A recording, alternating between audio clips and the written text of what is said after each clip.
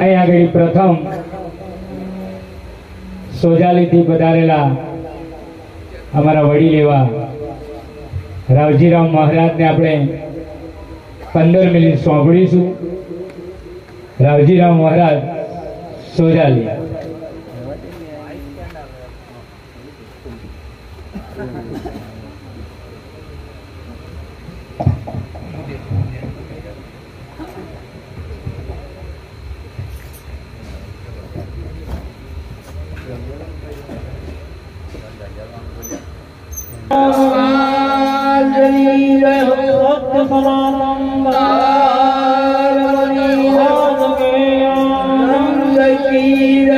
आनंद कराम के बाण गोपाल मात पितानी सर्वे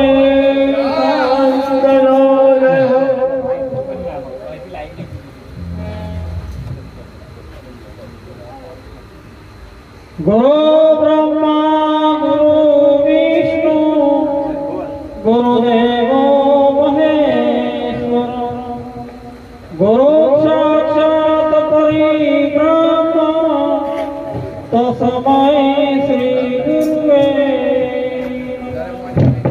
ब्रह्मानंदं परम सुखदं केवलं ज्ञानमूर्ति द्वन्द्वातीतं गगन सदृशं तत्त्वमस्यादि लक्ष्यम् एकं नित्यमेवचरं सर्वादि साक्षी भूतं भावातीतं त्रिगुणरहितं सद्गुरु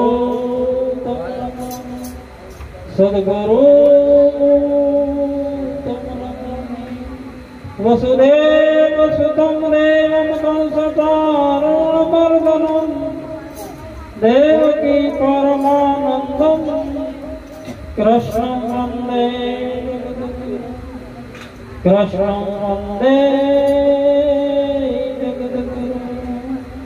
वाला प्रेमी सज्जनों, આજના આ ભજન સત્સંગના પ્રસંગની અંદર ભક્ત શ્રી દેવજીરામને ત્યાં આપણે મળ્યા છીએ. અહીં દૂર દૂરના આચાર્યશ્રીઓ, ભક્તજનો, ભક્તિમતી માતાઓ, આપ સૌને મારા કોટી કોટી વંદન.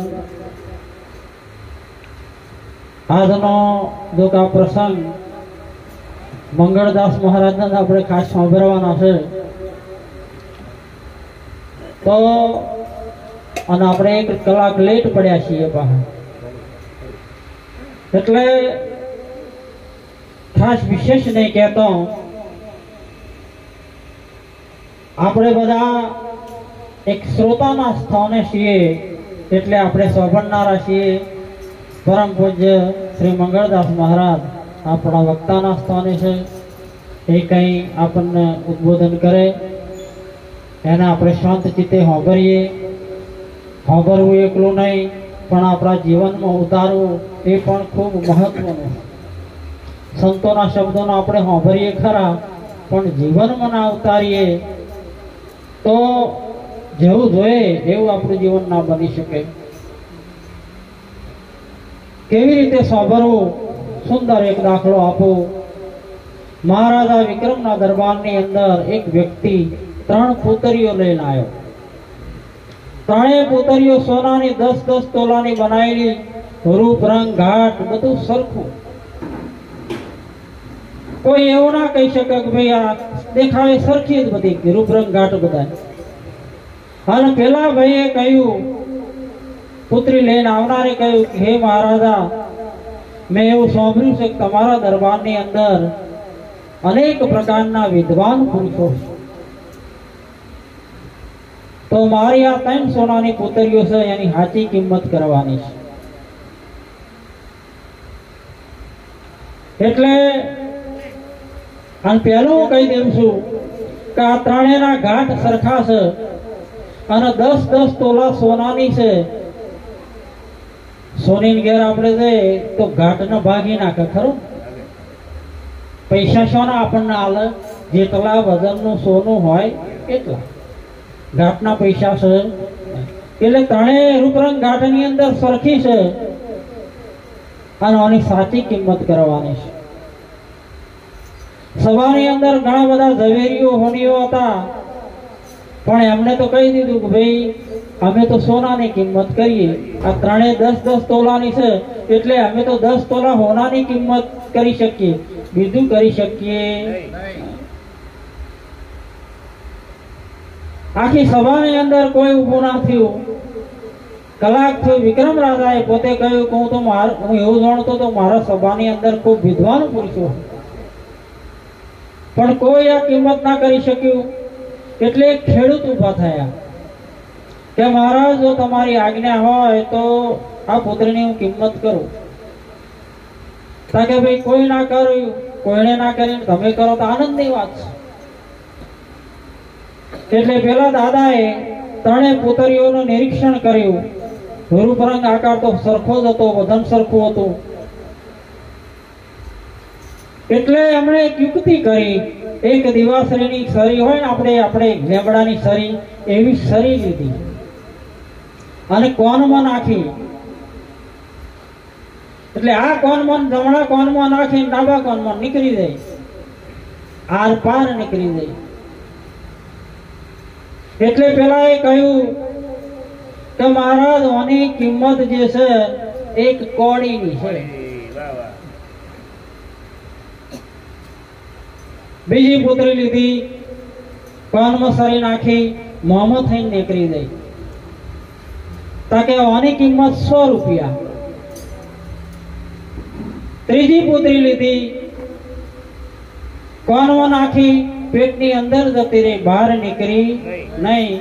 તાકે આની કિંમત અમૂલ્ય અબજો રૂપિયા કહીએ તો ઓછા પડે. રાજા અને બધી પ્રજા કે ભાઈ તમે બે તો સમજી ગયા, પણ હમણાં આ વાત સમજાય નહીં, એટલે આની સ્પષ્ટતા કરો. એટલે પેલા ખેડૂતે કહ્યું કે જે પહેલી પુત્રી લીધી, આ કોનમાં હરી નાખીને પેલા કોનમાં નીકળી ગઈ, એમ આપણામાં પણ ભજન હોય, સત્સંગ હોય, કથા વાર્તા, આ બધું આપણે સાંભળીએ ખરા, પણ આ કોને સાંભળીએ પેલા કોને કાઢી નાખશે તો એની કિંમત કોડીની જ ગણાય. સાથે કે જીવનમાં ની અંદર કોઈ ભાથું લઈને જાય નહીં, ખંખેરી નાખીને જતા રહે. બીજી પુત્રીની કિંમત 100 રૂપિયા કરી. એનું એક જ કારણ કે કોનમાં નાખીને મોંમાં નીકળી.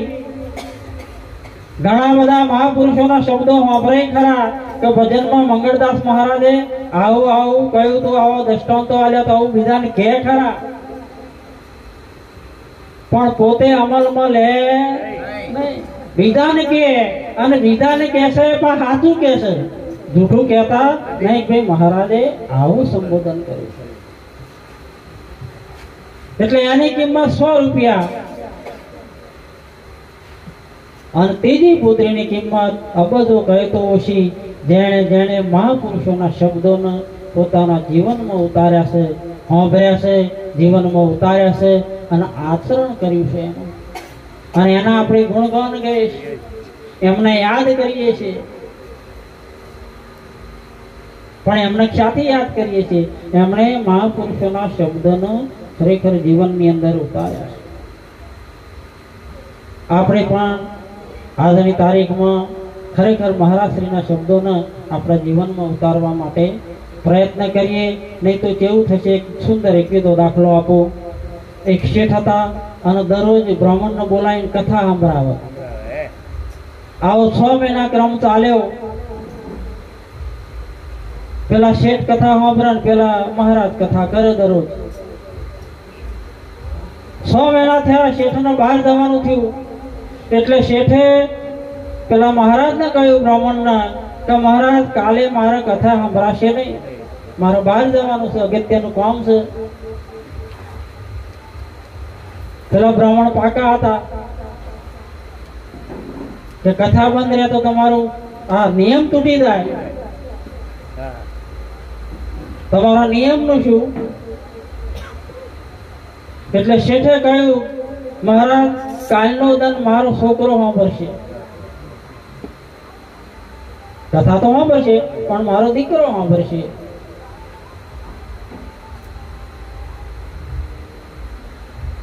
પેલા બ્રાહ્મણે પાકા હતા કે ભાઈ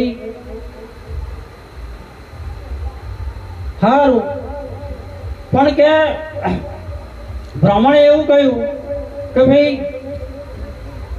આ તમારો છોકરો જે છે એ સાંભળે તો તમને વાંધો નહીં, તાકે મહારાજ થોડોક વાંધો છે.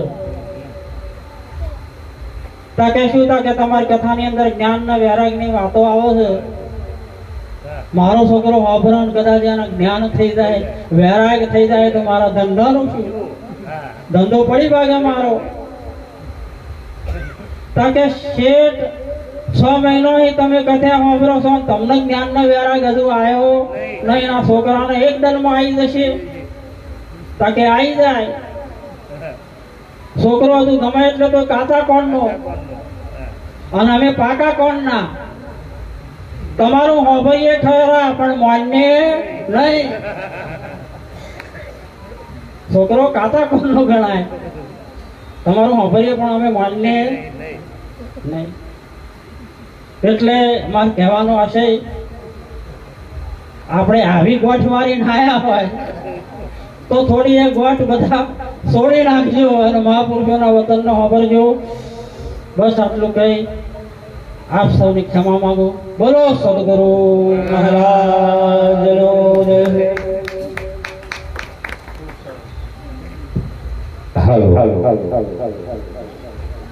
હવે ઠાકુરની બાજુમાંથી પૂનમરામ મહારાજ એ પણ આપણે 15 મિનિટ સમય આપશે. પૂનમરામ મહારાજ.